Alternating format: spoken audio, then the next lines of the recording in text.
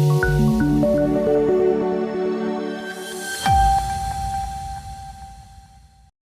કાશ્મીરની સુરક્ષા પરિસ્થિતિની સમીક્ષા માટે ગૃહમંત્રી અમિત શાહની અધ્યક્ષતામાં ઉચ્ચ સ્તરીય બેઠક યોજાઈ। કેન્દ્રીય ગૃહમંત્રી અમિત શાહ નવી દિલ્હીમાં એક ઉચ્ચ સ્તરીય બેઠકમાં જમ્મુ કાશ્મીરની સુરક્ષા પરિસ્થિતિની સમીક્ષા કરશે। આ બેઠકમાં જમ્મુ કાશ્મીરના lieutenant governor Manoj Sinha, police મહાનિર્દેશક નલિન પ્રભાત અને અન્ય સંબંધિત અધિકારીઓ હાજર રહેશે।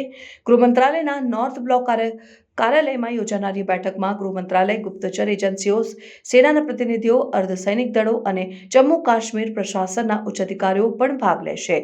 બેઠકનો મુખ્ય ઉદ્દેશ્ય જમ્મુ કાશ્મીરની વર્તમાન સુરક્ષા પરિસ્થિતિ, આતંકવાદ વિરોધી અભિયાન અને કેન્દ્ર શાસિત પ્રદેશમાં શાંતિ જાળવવાના પ્રયાસોની સમીક્ષા કરવાનો છે। ગૃહમંત્રી અમિત શાહ અગાઉ પણ આ પ્રકારની બેઠકમાં આતંકવાદ વિરુદ્ધ શૂન્ય સહિષ્ણુતા નીતિ ઉપર ભાર મૂક્યો છે અને કેન્દ્ર તથા રાજ્ય સુરક્ષા એજન્સીઓ વચ્ચે સમન્વય વધારવાનું આહવાન કર્યું છે।